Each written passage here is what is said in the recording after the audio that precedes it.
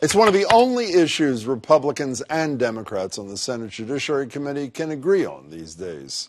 I don't like what the president said. We can always count on the president to go down to the lowest common denominator, mock people, call people names, attack them. I thought it was obviously insensitive and appalling, frankly. It's just wrong.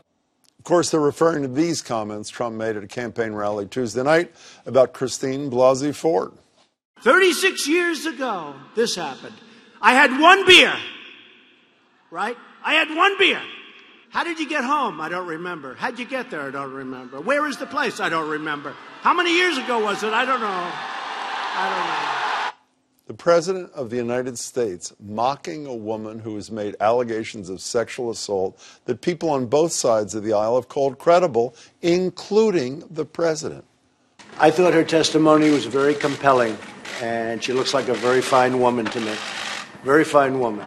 A very fine woman. And still now the punchline of yet another crass joke made by Trump at one of his campaign rallies, just like the Gold Star parents of a soldier killed in Afghanistan, a New York Times reporter with a congenital joint disorder, and a war hero who survived 5.5 years in a Vietnamese prison. At this point, we've come to expect this behavior. The President of the United States putting the bully in bully pulpit. I don't know. What neighborhood was it in? I don't know. Where's the house? I don't know. But I had one beer. That's the only thing I remember. But what about the Trump supporters cheering along with the president? What does their laughter say about how far we as a country have taken partisanship over citizenship?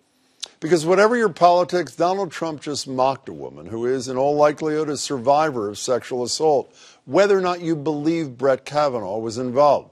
And our fellow Americans just laughed along, much like Ford says her abuser did 36 years ago.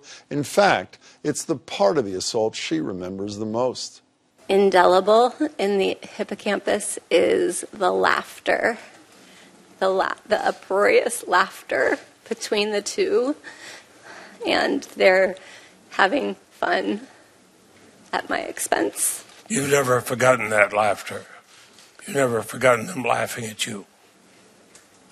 I'm sure she won't forget her fellow Americans laughing at her either, having fun at her expense, and at the expense of others who have the courage to come forward with stories like hers.